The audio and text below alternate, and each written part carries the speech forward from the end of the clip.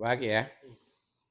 Kalau itu pertanyaannya bahwa apa ganjal atau aneh, tentu kedua-duanya ya.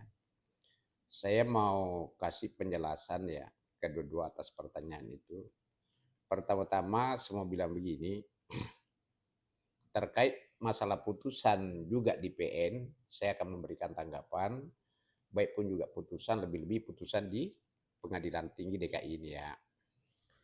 Pertama-tama saya ingin jelaskan dari kedua putusan ini ya, bahwa kedua putusan ini sebenarnya ya kalau kita benar-benar mau melakukan analisis terhadap perkara ini dengan baik, ya mungkin sependapat dengan para ahli hukum lain bahwa seharusnya bahwa kedua putusan itu ya putusan pengadilan ini baik di pengadilan negeri maupun juga di pengadilan tinggi itu seharusnya batal demi hukum ya dengan alasan bahwa objek di dalam perkara ini adalah skincare yang diduga bermasalah atau ilegal berdasarkan dengan bukti permulaan ya.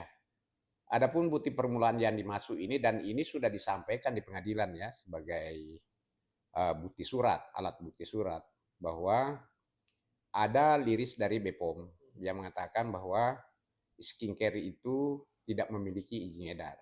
Ya. Kedua, ada uji lab mandiri ya yang menyatakan bahwa skincare itu mengandung bahan-bahan yang berbahaya. Ya. Itulah yang menjadi objek di dalam perkara ini. Ya.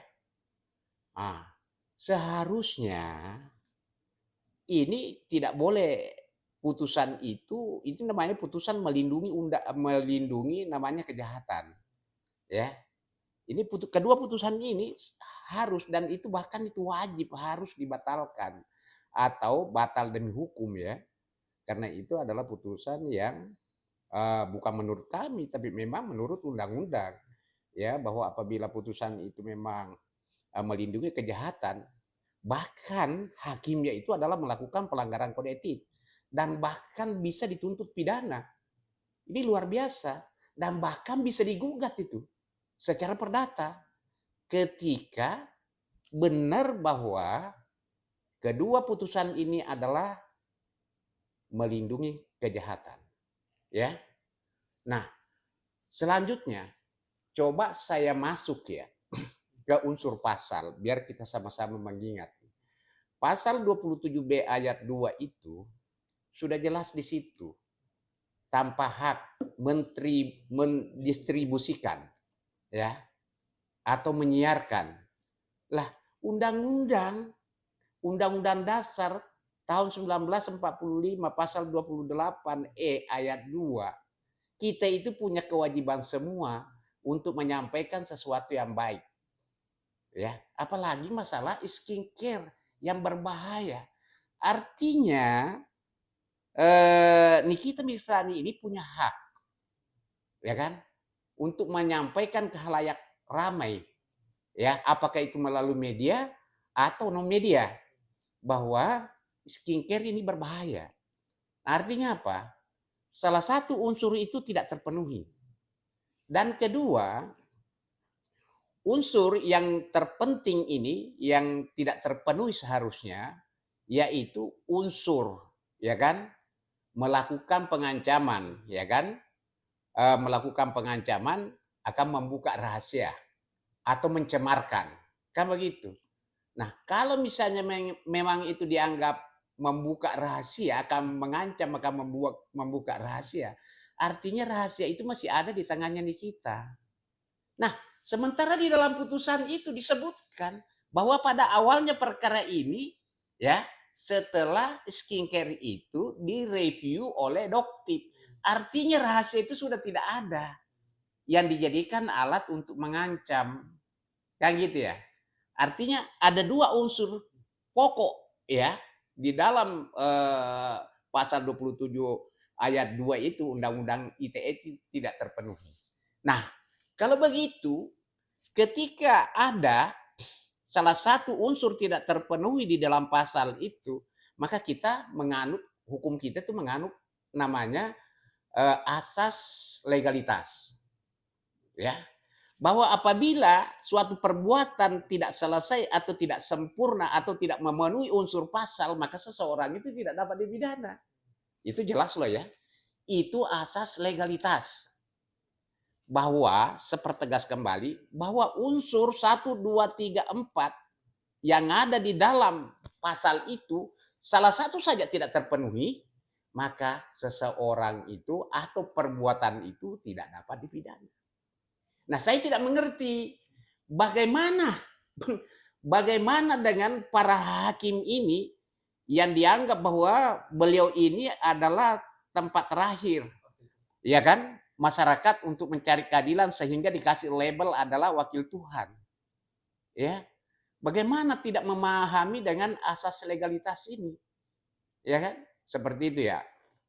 Kedua, saya ingin menanggapin ya, TTPU yang terbukti. Ini lebih lucu lagi. Ini lebih lucu lagi. Asli ini lebih lucu. Ya, coba bayangin. Nah, di dalam unsur pasal itu, TTPU itu ada salah satu unsur namanya turut serta. Saya pikir anak kecil aja mungkin tahu ya, apa sih turut serta itu ya? Turut serta, masa turut serta hanya satu orang saja dijadikan pelaku di situ, ya, yang dianggap melakukan satu kesalahan. Kenapa sebenarnya pasal 3 itu Undang-Undang TTPU ini ada unsurnya salah satunya turut serta. Karena TTPU itu adalah kejahatan yang luar biasa dan terorganisir. Ya, makanya di dalam penjelasan lengkapnya itu bahwa TTPU itu pelakunya tidak boleh satu orang. Ada namanya pelaku aktif, ada namanya pelaku pasif. Contoh ya, kalau aktif itu dia melakukan misalnya mentransfer. Kalau pasif itu dia menyediakan, ya kan? Gitu ya. Jadi seperti itu. Itu sehingga lahirlah namanya unsur turut serta. Nah, ini putusan ini lucu. Maif tidak terbukti TTPU-nya. Ya, hanya di kita terbukti. Terus unsur turut sertanya di mana? Ini hakim ini benar-benar menjadi tertawaan seluruh Indonesia kalau menurut saya ya. Asli nih. Ya. Oke. Nah, kedua, ada lagi yang lucu. Bagaimana orang dijadikan dinyatakan bersalah melakukan tindak pidana TTPU hanya satu unsur saja yang dipakai. Apa unsurnya? Karena uang hasil kejahatan itu dipergunakan untuk membelanjakan katanya. Dengan tujuan untuk menyembunyikan atau menyamarkan. Saya pikir ya seharusnya dipahami dulu apa sih sebenarnya menyamarkan itu. Kalau menyamarkan itu misalnya dia identitas itu diganti. Ya, diganti. Misalnya saya meminta orang, saya pinjam misalnya identitas orang, ya kan, untuk atas nama rumah atau untuk atas nama rekening. Itu namanya menyamarkan. Tapi kalau menyembunyikan itu benar-benar tidak ada yang tahu. Namanya sembunyi. Nah, kalau kita melihat dengan peristiwa ini, coba bayangin ya, ini peristiwa. Ini kalau itu dengan menyamarkan, sementara korban sendiri yang mentransfer. Ya kan? Korban loh, yang mengaku dirinya korban yang mentransfer. Artinya dia tahu tidak disamarkan. Ya. Tidak disamarkan. Nah, kemudian bukti transfernya itu juga atas nama Nikita.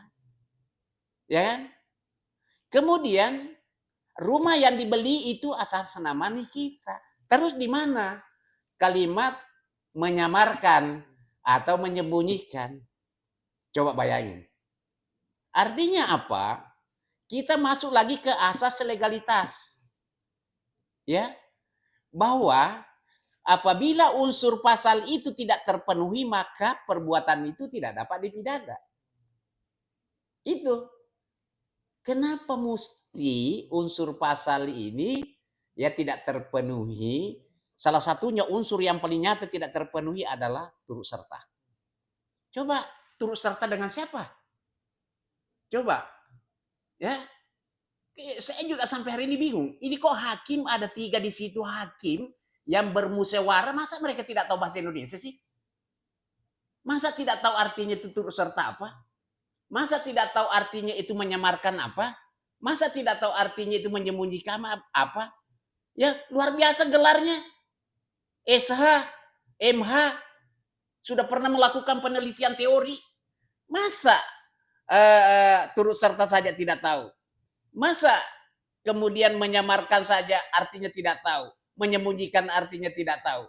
Ya, minimal seorang hakim itu, kenapa hakim ini sebenarnya kan dianggap adalah secara hukum bahwa orang dianggap paling paham hukum, ya, sehingga diberi label wakil Tuhan.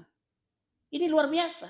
Tapi kalau begini, ini nasib anak manusia yang dipermainkan, Pak. Ini bahaya ini kalau sudah penegakan hukum seperti ini.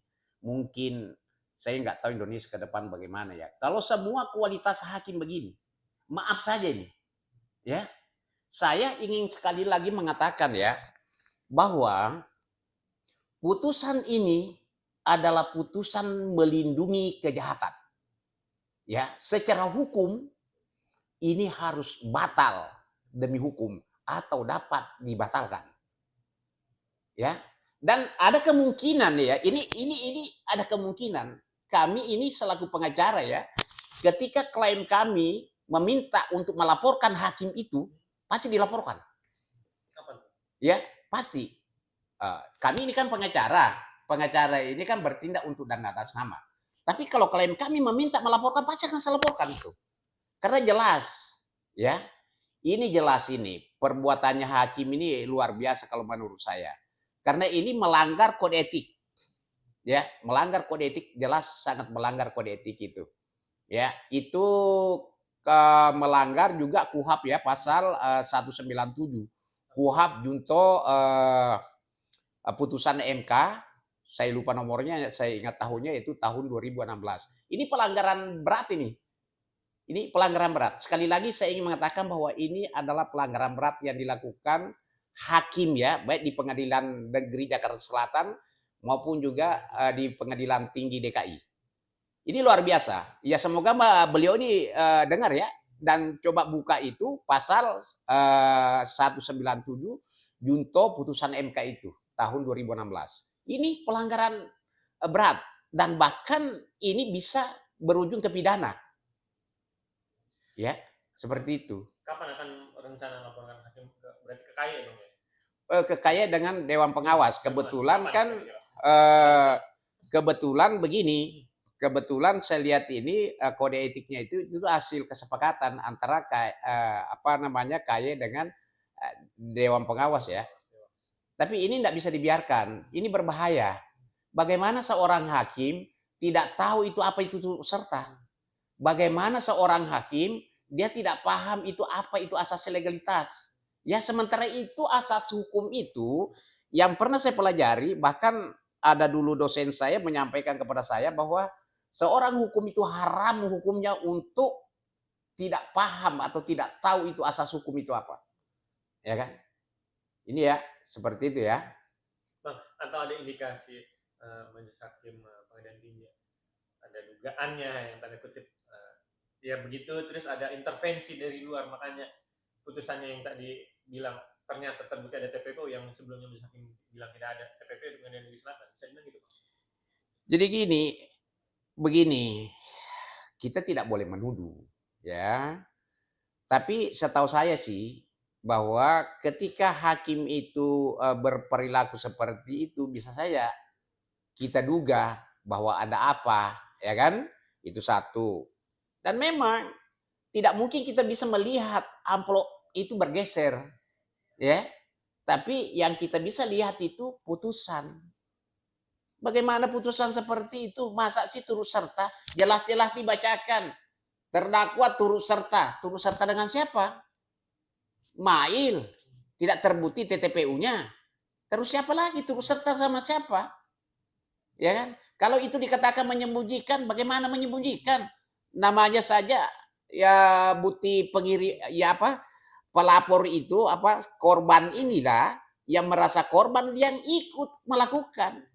Nah, kalau itu misalnya uang itu benar-benar hasil kejahatan, berarti yang aktif ini siapa?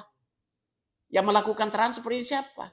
Ya tidak bisa dong kita katakan bahwa masa sih dia kan korban, masa dia lagi terpidana, ya hukum tidak seperti itu. Ya, sekalipun juga dia adalah korban, tapi pada saat dia melakukan suatu tindak pidana dan terpenuhi unsurnya, dia juga menjadi korban. Nah itu ya, satu. Dan kedua, hukum itu tidak bisa dianalogikan. Ya, sudah jelas-jelas itu diatur, itu pun juga namanya melanggar asas legalitas. Sehingga hukum itu tidak bisa disamakan misalnya, oh peristiwa hukumnya di kita sama dengan misalnya begal sepeda motor, sama dengan misalnya TTPU, sama dengan misalnya apa namanya ini korupsi uang negara. Kan seperti tidak boleh begitu. Ya belajar hukum dari mana kalau sampai hukum itu dianalogikan. Makanya orang hukum itu minimal pahamlah asas itu. Ya, sehingga kita tidak boleh langsung membuat satu analogi perbandingan. Karena itu namanya tidak memenuhi juga asas kepastian hukum. Seperti itu ya. Bang, terakhir. Dan akhirnya Niki resmi mengajukan kasasi di PN Selatan. Gimana nih Bang? Ada harapankah Bang buat Niki untuk nanti yang aman bilang itu catat demi hukum, batal demi hukum yang putusan dari Majelis Hakim Pengadilan? Kalau harapannya sangat kuat. Kita kalau kasasi itu hakim itu lagi tidak memeriksa patah-patah tapi penerapan hukum. Apa yang dilakukan pengadilan negeri ini sama pengadilan tinggi benar nggak hukumnya itu? Unsur pasalnya terpenuhi tidak? Ya kan? Seperti itu. Ini unsur pasal masa turut serta aja tidak tahu, menyembunyikan saja tidak tahu, masa pengadilan negeri tidak tahu kalau ini adalah dugaan objeknya adalah suatu tindak pidana, sudah jelas-jelas dimunculkan semua di pengadilan. Bahkan si Reza ini ya sama suaminya mengatakan bahwa itu tidak ada urusan kami dengan skincare, tapi kami dibilangi begeng, ya kan? Kami dibilangi kurus, abu-abu, jelek dan lain sebagainya. Lah, kalau itu menjadi objek berarti pasalnya salah. Bukan pasal 27B ayat 2, tapi itu adalah pasal 27A ayat 1 tentang penyerangan kehormatan. Ya lebih fatal lagi, salah pasalnya dong. Ya, kan gitu. Nah, makanya saya bilang sudah tidak bisa lagi di ini ya. Artinya masyarakat di luar sana mungkin yang benar-benar berpikiran sehat ya, tidak berpihak, akan kecewa berat melihat penegakan hukum di Republik ini seperti ini. Coba bayangin, ya, fakta di persidangan dengan putusan itu beda, ya. Coba di dalam putusan pengadilan negeri dan pengadilan tinggi ini pidana asalnya itu skincare. Lah, di pengadilan faktanya bahwa ini sudah ditunjukin, ini barangnya loh, ini palsu. Ya kan? Ini tidak ada memiliki izin BPOM. Ini ada uji labnya bahwa barang ini bermasalah, tapi tetap itu menjadi objek. Artinya hakim sudah tahu ini bahwa barang ini adalah bagian daripada tindak pidana karena diatur di dalam Undang-Undang Kesehatan dan Undang-Undang Perlindungan Konsumen. Ya, tapi tetap aja dijadikan objek dan memutus orang bersalah. Dengan pemikiran sederhananya bahwa dia menerima uang, dia memaksa, ya kan? Ya, dia memaksa dengan kata-kata misalnya nanti kalau enggak ditutup mulutnya uang, kemudian apa namanya akan speak up. Nah, pertanyaannya kalau misalnya memang dia tidak ada masalah dengan skincare-nya itu, tidak ilegal, kenapa mesti dia keluarkan uang? Kenapa dia mau takut? Maksudnya apa? Ya kan? Itu loh. Kalau misalnya skincare-nya itu tidak bermasalah, ya kan? Lengkap izinnya, ya kan? Dan kandungannya tidak terdapat kandungan yang berbahaya, kenapa takut kalau diancam? dan kenapa kau kasih uang? Masalahnya apa? Itu kan pertanyaan seriusnya itu. Gitu ya. Oke.